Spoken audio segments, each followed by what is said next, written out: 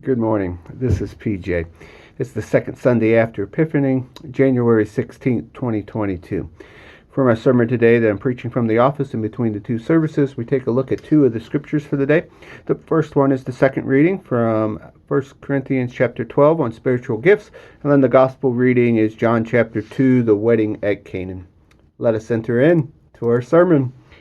For the love of Jesus, stop fighting. Come on, let's be honest. Those of you who are parents of multiple children, how many times have you said that to your children when they were in the middle of a skirmish? Over the last 22 months, as we have navigated the waters of COVID-19, I know that I have uttered those words many times, both in Minnesota and Wisconsin. Can we please just stop fighting? There is a reason that across the board, even for pastors and churches, that there is extreme decision fatigue. However, those words, for the love of Jesus, stop fighting, were the words that Paul used to the church community at Corinth. They were a bickering group. They fought a lot, and much of the book details with the issues that they have within the church community. Today, I am going to highlight both the spiritual gifts and the church fighting because both of these are central themes to 1 Corinthians chapter 12. Then, as you have probably figured out by now, I often open myself to you about how the sermon came about and or what occurred in the past week in my life. And today, I will do that as well. And hopefully, all three will intersect with one another. Last Sunday after church, Bethany and I packed our bags and we headed to Southwest Minnesota State University. Before I jumped into the car, I read all 4 of the verses for today so I could chew on them while we drove. I love the gospel story, and there are so many nuances that can be teased out. But as I drove, I knew that I wanted and needed to rest in the 1 Corinthians passage. When the church in Corinth began, they had a simple task: create and form a new community that centered on the Christian faith and they had received at their baptism. It may have seemed simple enough, but they did not fully grasp it. Here is a raw, honest truth from your pastor that might put me in some hot water, but I don't think that we fully grasp the promises that we make at our baptism and at our affirmation of baptism. That is why this year I'm going to try to highlight one of the 5 each week so we can begin to understand them and then hopefully begin to live them out. Over the last few years, TikTok has become one of the most popular social media platforms. One of the more popular videos that people are doing is the following: understood the assignment.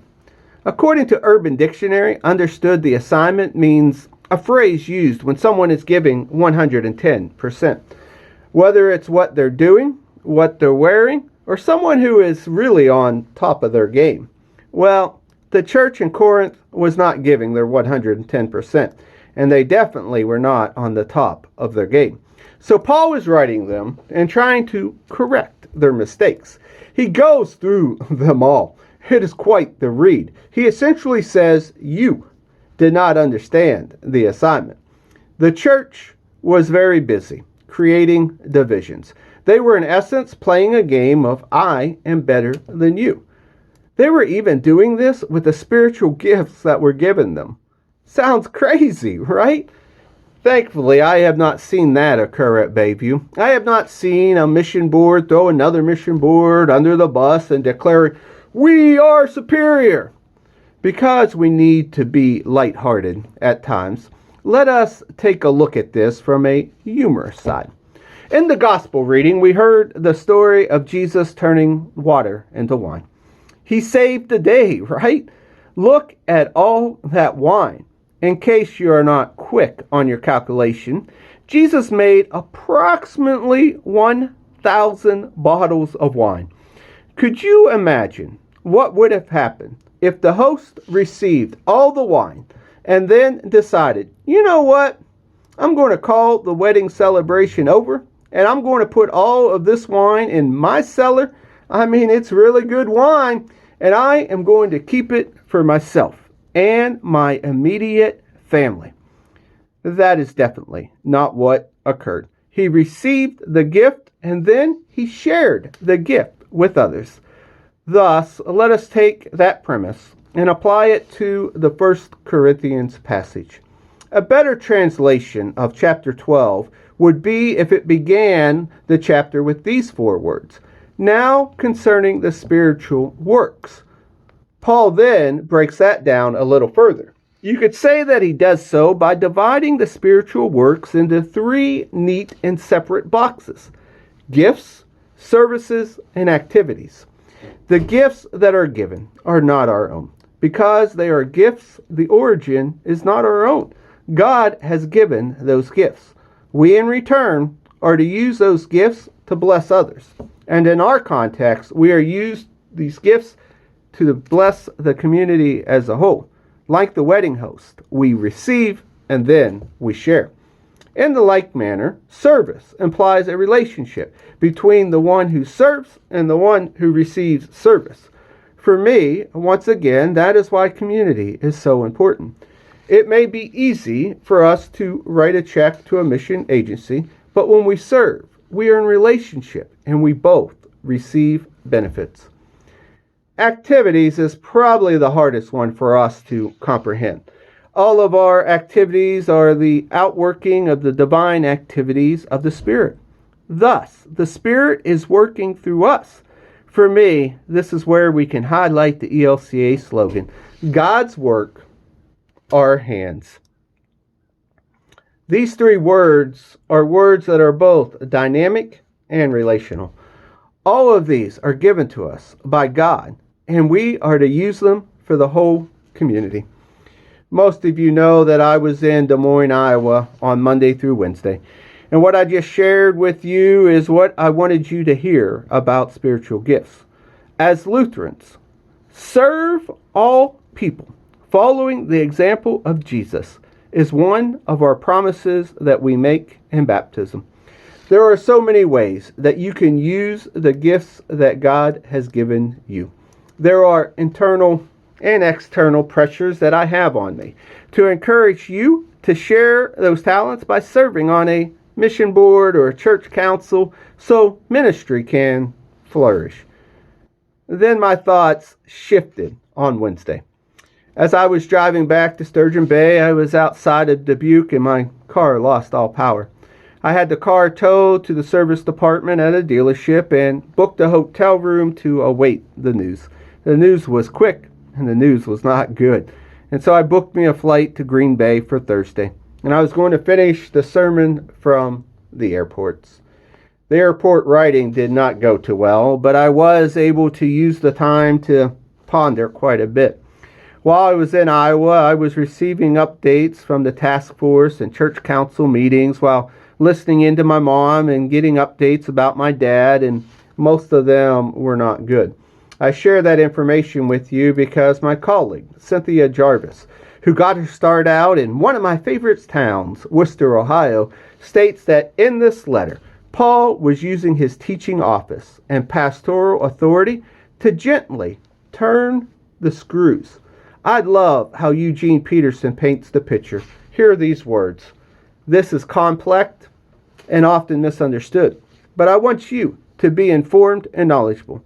Paul wants them to be informed. In essence, he is stating that you are uninformed, and now I am going to inform you. The pastor can be skating on thin ice when they approach tough subjects. Speaking of thin ice, I want you to know that I did not test the ice at Weborg Point yesterday when I officiated my first Wisconsin outdoor winter wedding. However, in seriousness, at times, for the health of the church community, the pastor at times must risk the exercise of authority that they are given at their ordination. Today, I'm going to take that risk. Friends, some way, somehow, we have to become a church that lives into unity. There is a great divide, and the divide seems to be great in many areas. We must love one another, and we have to begin to build bridges. Whether the bridge is in the form of our differences on the COVID-19 protocols or the divide that I sense that is getting bigger and bigger between our two services. We are not called to disrupt or destroy the fellowship that we have with one another. We are here to celebrate the diversity of people and the gifts that we all have received. In the season of Epiphany, we are and need to discern where the Spirit is leading us. Listen into this question. How are we going to bear witness to the light presently piercing the darkness of our deepest division? We have beautiful people here at Bayview, and we have so much potential. As I was driving back from the wedding that I officiated, Josh Wilson's revolutionary song came on. Let me share some of those lyrics. Maybe you're not like me. Maybe we don't agree. Maybe that doesn't mean we gotta be enemies. Maybe we just get brave. Take a big leap of faith. Call a truce so me and you can find a better way. Let's take some time, open our eyes, look and listen. We're going to find we're more alike than we are different. Why doesn't kindness seem revolutionary? When did we let hate get so ordinary? Let's turn it around. Flip the script. Judge slow. Love quick. God, help us get revolutionary. Let me close by sharing some news with you. If you have not heard, yesterday my mom called me to let me know that my dad died. He died around 10:15 a.m. I want to thank you all for all the prayers and the constant check-ins on him. My dad served as a deacon or an elder in church for 40 plus years. In those years, he helped his church navigate many conflicts. That skill is so much needed in the church. Another thing that most do not know about my dad is that he did not agree with a lot of the theology that the ELCA or I hold on to. However, he could not have been happier at my ordination when I became an ELCA pastor. My mother-in-law snapped a picture of him that day, and his joy in that photo is something that I will treasure forever. So let us be like my dad. Put aside our differences and work for unity. Amen.